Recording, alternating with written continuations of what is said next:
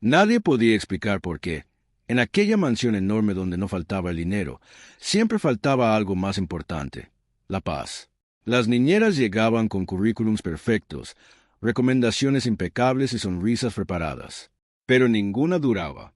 Algunas renunciaban en una semana, otras salían llorando antes de terminar el primer día. Y unas pocas, las más orgullosas, juraban que volverían solo para demostrar que aquellos dos niños no podían vencerlas. Nunca regresaban. En el centro de ese misterio estaban Daniel y Emma, los gemelos de 7 años del millonario Sebastián Valdés. Eran hermosos, educados delante de los extraños y extrañamente fríos cuando se cerraban las puertas de la casa. No gritaban sin razón. No rompían cosas por capricho. Hacían algo peor. Miraban a los adultos como si ya supieran que todos, tarde o temprano, los abandonarían. Sebastián Valdés era uno de los hombres más ricos de la ciudad.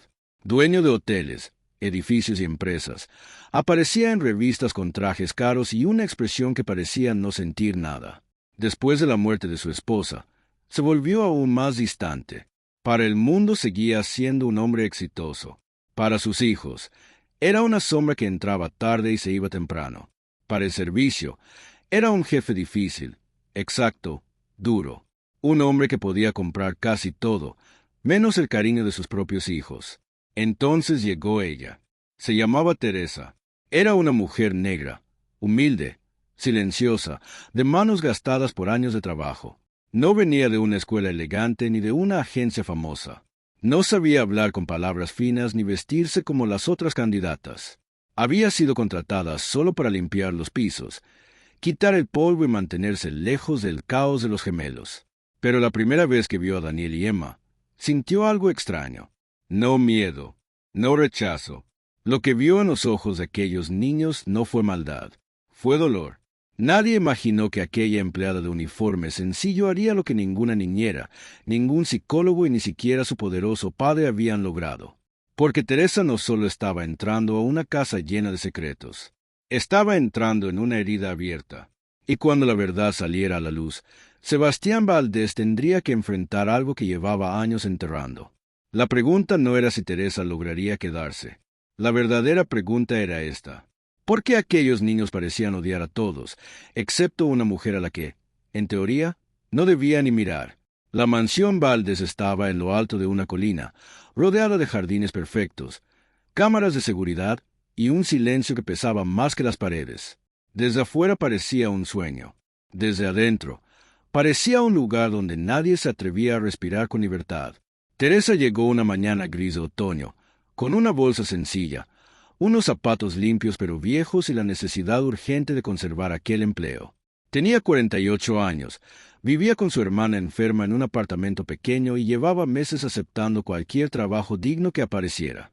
Cuando la agencia temporal le dijo que una familia rica necesitaba una empleada de limpieza, ella no hizo preguntas. Solo dio gracias. La recibió Ofelia, la ama de llaves principal, una mujer estricta que caminaba como si cada segundo costara dinero. «Escucha bien», le dijo mientras avanzaban por el enorme pasillo. «Tú limpias, ordenas y obedeces. No hablas demasiado, no haces preguntas y, sobre todo, no te metas con los niños». Teresa asintió en silencio. «¿Son muy traviesos?», preguntó con prudencia. Ofelia soltó una risa seca. Ojalá fuera solo eso. Mientras demostraba la cocina, las escaleras, la lavandería y el salón principal, Teresa notó algo raro. No había fotos recientes de la familia. Solo una gran imagen de Sebastián Valdés con expresión seria, y una pintura antigua de una mujer joven sosteniendo a dos bebés. La mujer sonreía con tanta dulzura que parecía iluminar la pared. «¿Es la señora de la casa?», preguntó Teresa. Ofelia se detuvo un momento. La señora Lucía murió hace 5 años. Aquellas palabras quedaron flotando. Teresa no dijo nada más. Conoció a Sebastián esa misma tarde. Bajó la escalera hablando por teléfono, vestido con un traje oscuro, sin mirar a nadie directamente.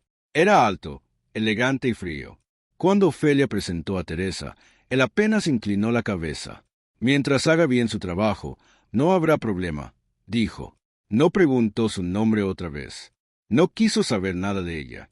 Minutos después, Teresa escuchó pasos ligeros en el piso de arriba.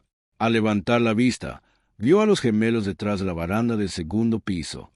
Emma llevaba el cabello recogido en 2 trenzas perfectas. Daniel tenía los brazos cruzados y una mirada demasiado dura para un niño. Ambos observaban a Teresa como si estuvieran evaluándola. Teresa sonrió con suavidad. «Buenas tardes». Emma no respondió. Daniel tampoco. Se dieron media vuelta y desaparecieron.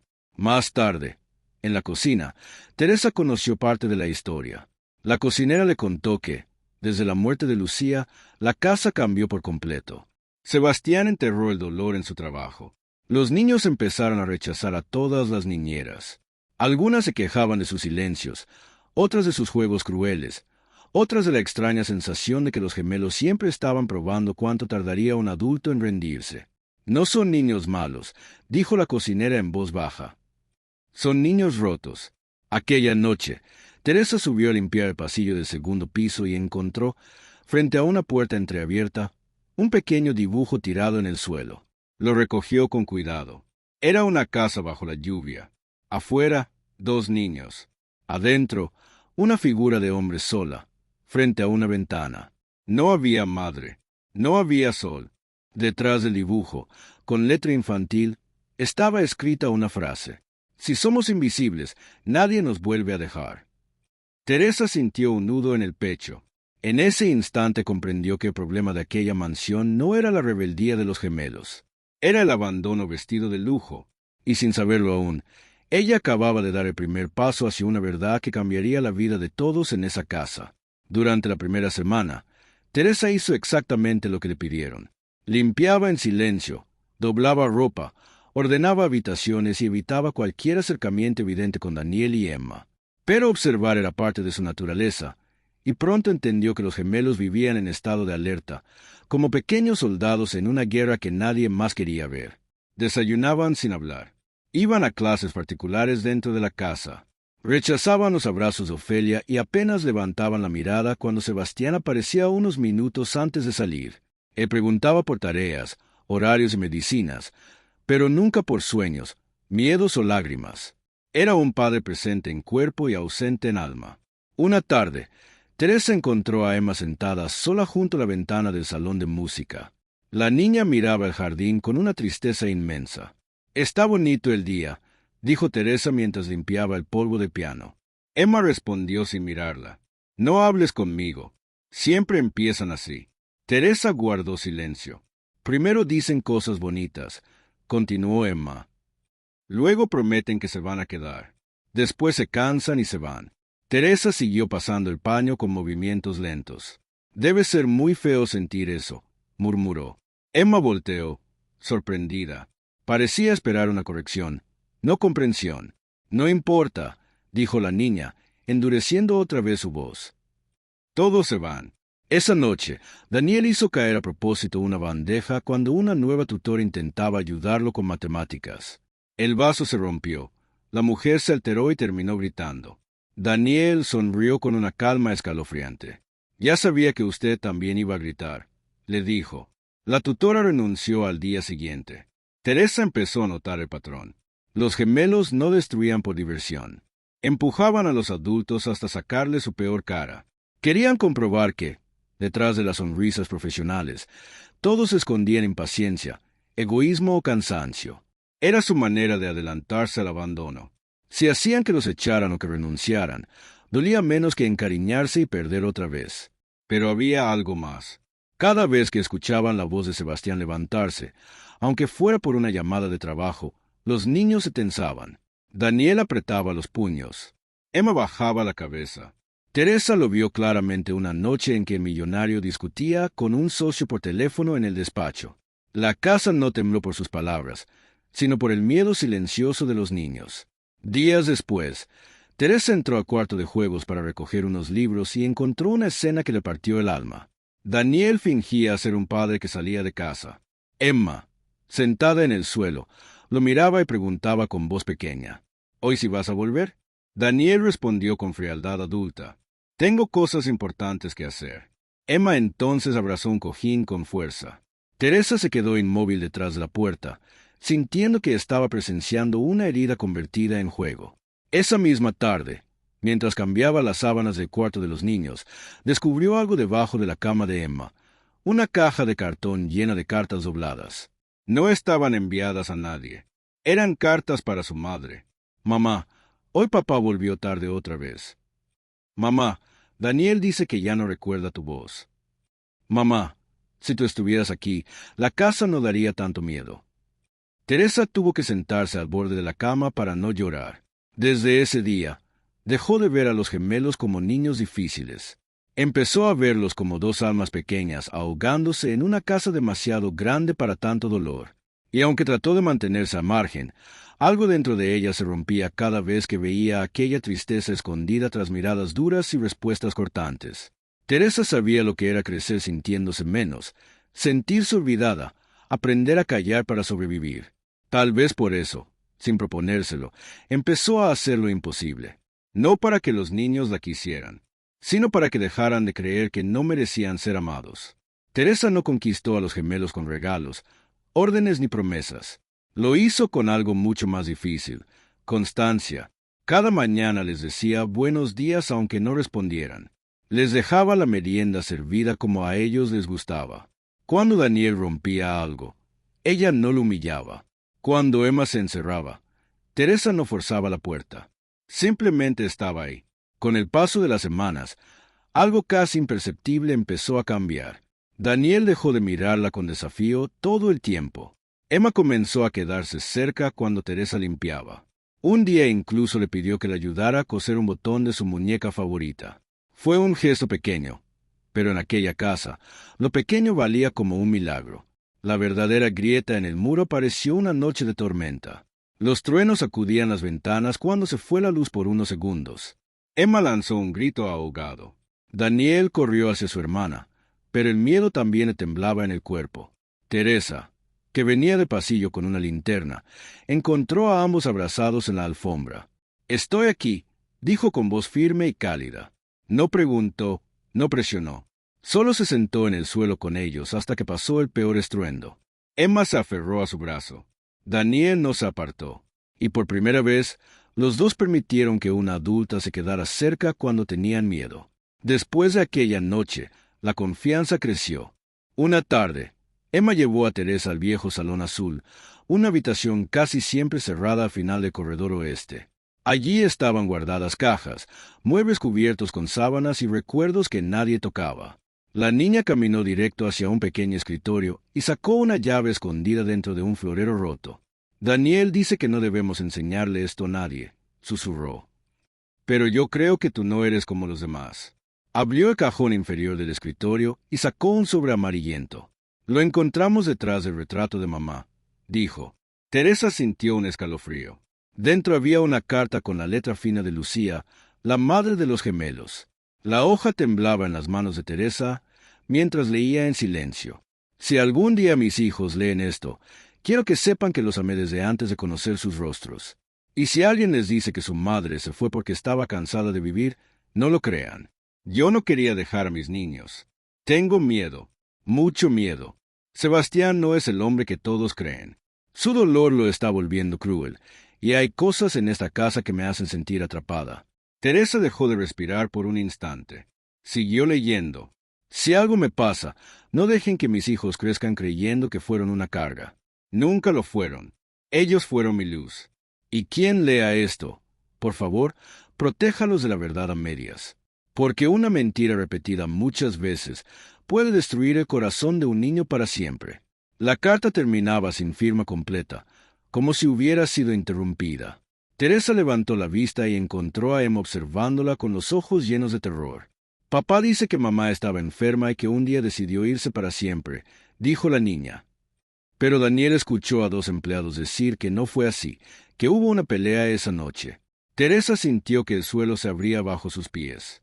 Entonces Daniel apareció en la puerta. Llevaba semanas escuchando más de lo que los adultos imaginaban. «Mi mamá no nos abandonó», dijo con la voz rota. «Mi papá nos mintió».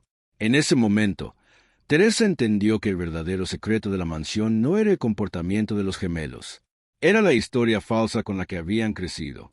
Y la mujer que había entrado allí solo para limpiar, ahora sostenía en sus manos una verdad capaz de destruir a un hombre poderoso, o salvar a dos niños del odio que llevaba años envenenándolos por dentro. Teresa pasó la noche sin dormir. Guardó la carta con cuidado, pero no pudo guardar el peso de lo que había descubierto. No era solo un secreto familiar. Era la raíz del sufrimiento de Daniel y Emma. Aquellos niños no solo lloraban a su madre, también habían sido obligados a vivir con una versión cruel de su ausencia. Crecieron creyendo que ella se había rendido, que tal vez no los había amado lo suficiente para quedarse. Y eso, para el corazón de un niño, era una condena invisible. A la mañana siguiente, Sebastián bajó al comedor como siempre, impecable, distante, apresurado. Teresa lo observó servir café sin mirar a sus hijos. Daniel tenía la mandíbula tensa. Emma no tocaba su desayuno. Era evidente que algo estaba por romperse. Señor Valdés, dijo Teresa, reuniendo valor, necesito hablar con usted. Ofelia casi dejó caer una bandeja. Nadie le hablaba así a Sebastián. Él levantó la vista, molesto. Ahora no. Tiene que ser ahora. El silencio en el comedor fue absoluto. Sebastián la miró como si acabara de notar que aquella empleada existía. En mi despacho. En 5 minutos. Cuando la puerta se cerró detrás de ellos, el aire se volvió pesado. Sebastián se quedó de pie, esperando una explicación breve. Teresa sacó el sobre lentamente y lo dejó sobre el escritorio. Los niños encontraron esto. El color del rostro de Sebastián cambió apenas un segundo, pero Teresa lo vio. ¿Dónde estaba?, preguntó él en voz baja. Eso ya no importa. Lo que importa es porque sus hijos crecieron creyendo una mentira. Sebastián apretó los puños. No sabe de lo que habla. Sí sé, respondió Teresa con una firmeza que ni ella conocía. Sé que esos niños están destruidos. Sé que prueban a cada adulto hasta hacerlo irse porque aprendieron que nadie se queda. Sé que Emma le escribe cartas a su madre muerta. Sé que Daniel juega a ser usted y repite su frialdad como si fuera una enfermedad heredada. Y sé que Lucía no quería abandonar a sus hijos. Aquellas palabras golpearon más fuerte que un grito. Sebastián se apoyó en el escritorio, como si de pronto el cuerpo le pesara demasiado. Por primera vez, Teresa no vio al millonario. Vio al hombre cansado detrás del traje. Esa noche discutimos, admitió él, con la voz quebrándose. Lucía quería que dejara el trabajo, que me quedara más en casa, que aceptara ayuda. Yo estaba lleno de rabia por mis negocios, por las deudas ocultas de mi padre, por todo. Le dije cosas horribles, cosas que ningún esposo debería decir. Ella salió llorando. Horas después, tuvo el accidente. Teresa tragó saliva. ¿Y por eso inventó que ella se quiso ir? Sebastián cerró los ojos. No fue exactamente así. Los médicos hablaron de ansiedad, de estrés, de un estado emocional delicado. Yo me aferré a esa idea porque la verdad me destruía. Si aceptaba que nuestras últimas palabras fueron una herida, tenía que vivir sabiendo que ella murió con mi desprecio en los oídos. Teresa lo miró con dolor, no con piedad. Y para no cargar usted solo con esa culpa, dejó que sus hijos cargaran con el abandono. En ese instante, la puerta del despacho se abrió. Daniel y Emma estaban allí. Habían escuchado todo. Emma empezó a llorar en silencio. Daniel dio un paso al frente, con el corazón hecho pedazos. Entonces mamá, si nos quería, dijo, «Tú nos robaste eso». No hubo riqueza, poder ni autoridad que pudiera defender a Sebastián de aquella verdad. Por primera vez en muchos años, tuvo que mirar de frente el daño que había causado. Y esta vez, no podía esconderse detrás del dinero. El llanto de Emma llenó el despacho como una herida abierta. Daniel no lloraba, pero su mirada dolía más que cualquier lágrima. Sebastián quiso acercarse, decir algo, arreglar años de distancia en un solo minuto, pero no encontró palabras. Había vivido tanto tiempo enterrando su culpa que, cuando la verdad salió, lo dejó vacío. Emma se abrazó a Teresa con fuerza. Daniel se quedó quieto, respirando agitado. «¿Mamá no nos abandonó?», preguntó Emma entre sollozos. Teresa acarició su cabello. «No, mi amor, tu mamá los amó con toda su alma». Aquella frase, tan simple, hizo lo que ningún psicólogo había logrado. Los gemelos no necesitaban explicaciones perfectas. Necesitaban saber que nunca fueron una carga, que nunca fueron el motivo de la ausencia, que habían sido amados hasta el final. Sebastián cayó de rodillas frente a sus hijos. Ya no parecía un hombre poderoso. Parecía un ser humano vencido por su propia verdad. «Perdónenme», dijo con la voz rota. «Les fallé. Les mentí porque yo era cobarde. Porque no pude soportar el dolor. Porque en vez de protegerlos, me escondí en el trabajo y los dejé solos». Daniel apretó los labios. Quería odiarlo. Durante años, ese enojo había sido la única defensa contra la tristeza. Pero ahora la realidad era más dolorosa y más compleja. «Yo te necesitaba», dijo por fin. «No tu dinero, no la casa, a ti». Sebastián lloró, y ese llanto sincero, torpe, tardío, fue el comienzo de algo que parecía imposible: la reconstrucción. Los días siguientes no fueron mágicos ni fáciles. No hubo abrazos perfectos ni perdón instantáneo. Hubo silencios, terapia, conversaciones largas y muchas verdades incómodas. Sebastián canceló viajes, cerró reuniones, empezó a desayunar con sus hijos y a acompañarlos por las noches. Por primera vez, escuchó sin defenderse. Cuando Daniel expresó su rabia, no lo castigó. Cuando Emma preguntó por su madre, no cambió de tema. También hizo algo que nadie esperaba. En una cena familiar, delante de personal de la casa, agradeció a Teresa. «Usted vino a trabajar como empleada», dijo, mirándola con respeto. «Pero hizo lo que yo no supe hacer como padre. Nos obligó a mirar nuestra herida para poder empezar a sanar». Teresa bajó la cabeza con humildad. Ella no se sentía heroína. Solo había reconocido un dolor que conocía demasiado bien. El dolor de quien se siente menos, invisible, reemplazable. Tal vez por eso entendió a aquellos niños cuando nadie más pudo. Con el tiempo, Daniel volvió a reír sin culpa. Emma dejó de esconder cartas bajo la cama y empezó a escribir un diario para recordar a su madre con amor, no con miedo. Sebastián, por su parte, comprendió que pedir perdón no borra el pasado, pero puede abrir una puerta hacia un futuro distinto si viene acompañado de cambios reales. Y Teresa siguió a la mansión, no como niñera, no como salvadora, sino como la mujer valiente que, desde el lugar más humilde, hizo lo imposible: devolverles la verdad a dos niños ricos que, en el fondo, solo eran pobres de amor, porque al final, la lección más grande no nació del poder de un millonario.